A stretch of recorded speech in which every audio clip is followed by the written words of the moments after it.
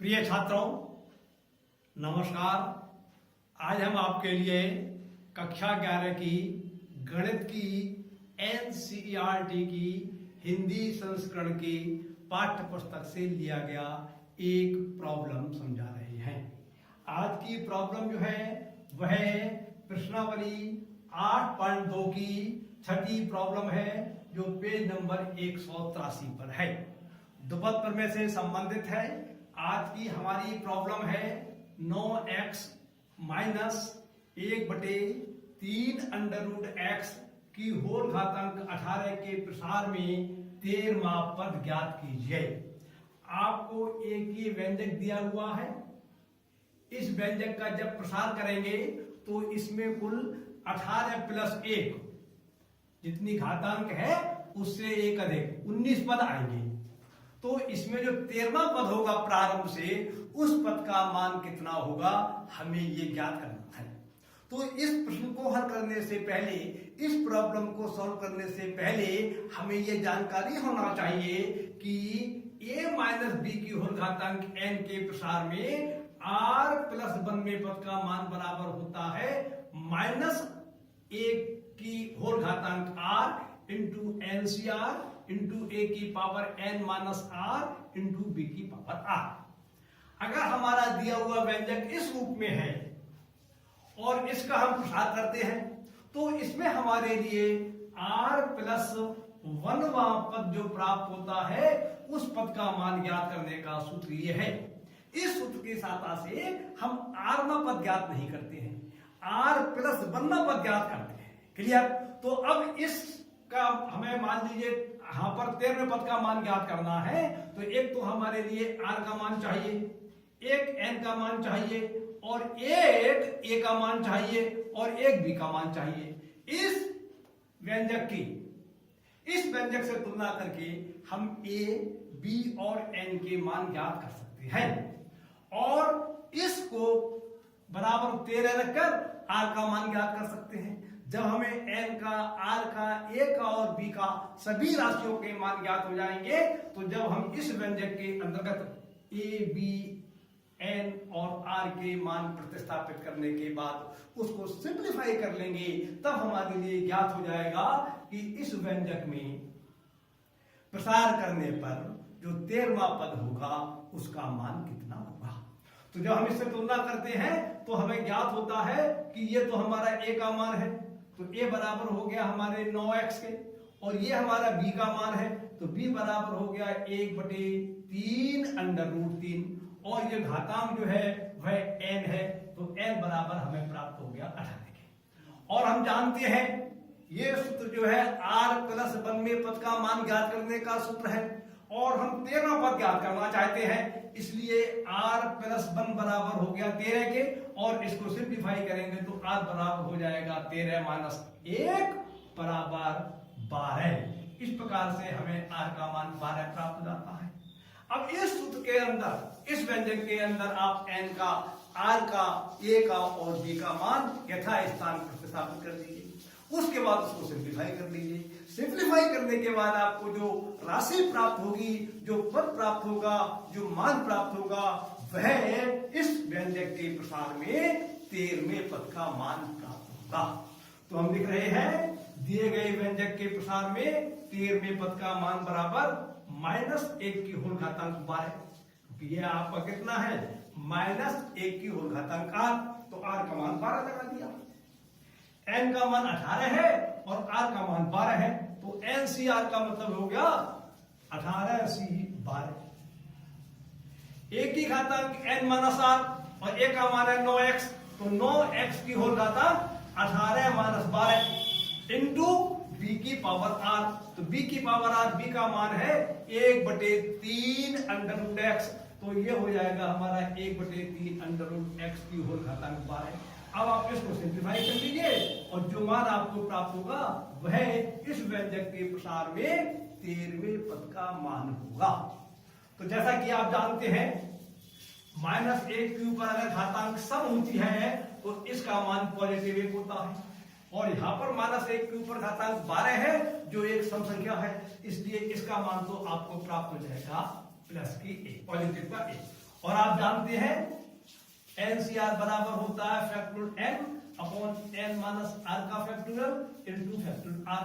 तो इस सूत्र इसमें इसका सूत्र लगाएंगे तो हमें इससे फल प्राप्त होगा फैक्टोरियल 18 अपॉन 18 माइनस 12 का फैक्टोरियल इनटू फैक्टोरियल 12, और इसको सिंप्लीफाई करेंगे तो हमें फल प्राप्त होगा 9x की होल घातांक 6, क्योंकि यहाँ पे 9x की होल घातांक 18 माइनस 12 है, तो 18 में से जब 12 घटाएंगे तो घातांक हमारी 6 बचेगी, और इसको सिंप्लीफाई करेंगे तो हमें प्राप्त होगा 1/3 की घातांक 12 और 1/√x की घातांक 12, और 1/√x की घातांक 12 का मतलब होता है 1/x की घातांक 6, क्योंकि √x की घातांक 12 बराबर होता है x की घातांक 6, तो इसके स्थान पर आपको प्राप्त हो जाएगा x की घातांक 6। क्लियर? अब आप इसको और सिंप्लीफाई करिए, तो अब आप फैक्टोरियल 18 स्थान पर तो आप लिख सकते हैं वैसा क्या वैसा फैक्टोरियल 18, और इस 18 में से 12 जाएंगे तो इसके स्थान पर लिख देंगे आप फैक्टोरियल 6 और फैक्टोरियल 12 ही आ जाएंगे। इसको आप लिख सकते हैं 9 की घातांक 6 इंटू x की घातांक 6, क्योंकि आप जानते हैं अगर x प्लस y की घातांक p लिखा हो तो इसे आप लिख सकते हैं x की घातांक p गुणा y की घातांक p। तो इसी नियम के आधार पर इसको हम लिख सकते हैं 9 की घातांक x इंटू 9 की घातांक 6 इंटू x की घातांक 6, और ये 1/3 की घातांक 12 ये आ गए और x की घातांक 6 आ गए। x की घातांक 6 ये अंश में है और x की घातांक 6 ये हर में है, ये परस्पर कैंसिल हो जाएंगे, तो आपको फल प्राप्त होता है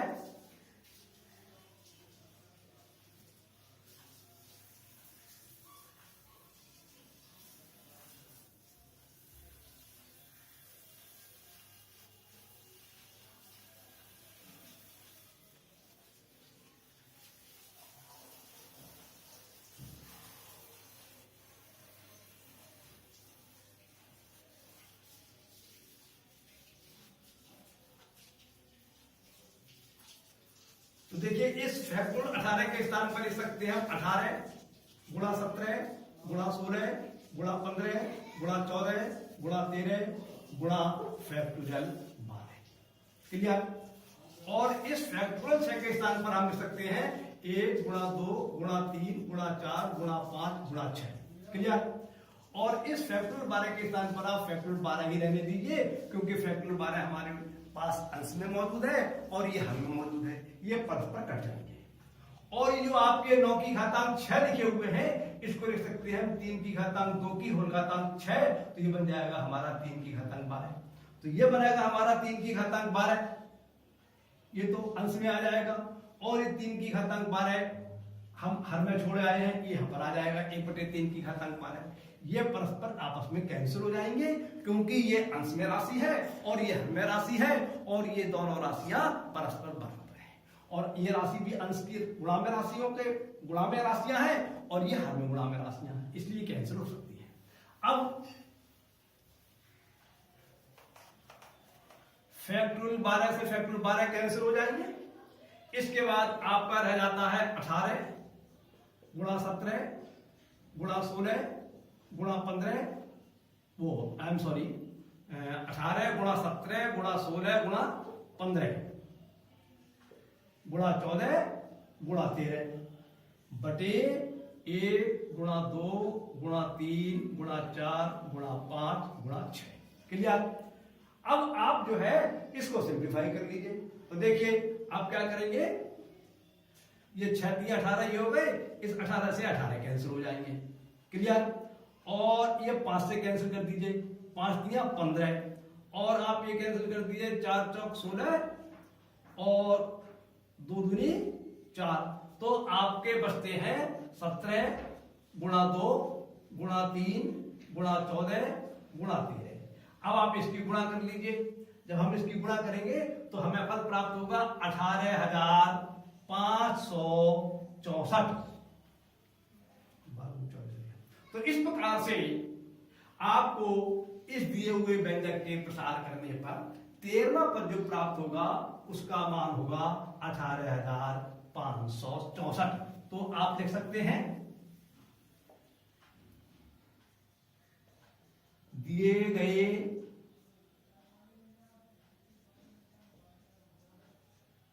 व्यंजक के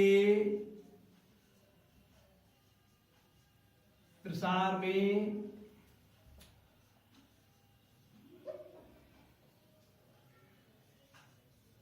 तेरहवां पद पूछा है, पर मैंने 18वां बोल दिया तो गलत बोल दिया है। 13वां पद बराबर 18,564 उत्तर। इस प्रकार से ये प्रश्न आपका सॉल्व हो जाता है। जिस प्रश्न को आप सॉल्व कर रहे हैं उस प्रश्न से संबंधित सभी नियम आपको भली प्रकार से याद होना चाहिए, और अन्य जो प्रश्नों को हल करने के, सिंप्लीफाई करने के नियम है वो आपको मालूम होना चाहिए। प्रश्नों को आप रटिए मत, सूत्रों को समझने का प्रयास कीजिए, सूत्रों को स्पष्ट कीजिए, याद कीजिए और अभ्यास कीजिए। आपके प्रश्न सभी सही जाएंगे, चाहे कोई प्रश्न कितना भी कठिन हो, चाहे कितना भी सरल हो। यदि आपको कॉन्सेप्ट क्लियर है तो आप संबंधित प्रश्नों को बड़ा आसानी से सही तरीके से हल कर सकते हैं। आज का प्रश्न पूरा होता है, मैं अपनी बात को ही समाप्त करता हूं। नमस्कार, धन्यवाद।